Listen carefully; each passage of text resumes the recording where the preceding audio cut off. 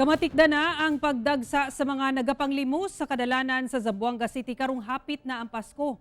Busa CSWD ug kapulisan, gisugda na ang pag-rescue sa mga nagapanglimos tungod gawas nga delikado pero wisyo usab kini sa mga motorista. Ani ang dugang detalye.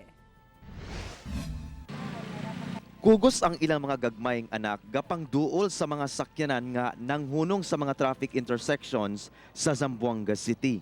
Bisan na sa kadelikado, nagapangayo kini og kwarta sa mga motorista lakip sab sa mga pasahero. Namatikdan nga nagsugod na og kadaghan karong nagkaduol ang Kapaskuhan. Si sir, kabe sila ikuhi kanila. Kay pirmi lang si sila bira-bira pa kinako traffic light. Depende lang si dali sila o hindi. Total, Pasko yaman tamen. Usa sa mga nagpalimo sa dalan, kining si Elma Aman nga nasunugan og balay sa barangay Rio Hondo kaniadto. Para meron kami pagkain sa bahay. Bakit po, ma'am? Kasi wala kami pera, wala kami hanap ng buhay kung nasa bahay wala. Sumala sa City Social Welfare and Development Office, gisugdan na kuno nila ang pag-rescue sa mga makililimos sa pakigtambayayong sa kapulisan.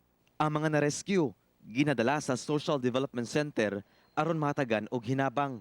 Siyempre, personal hygiene first, and then siya ng mga activities na center.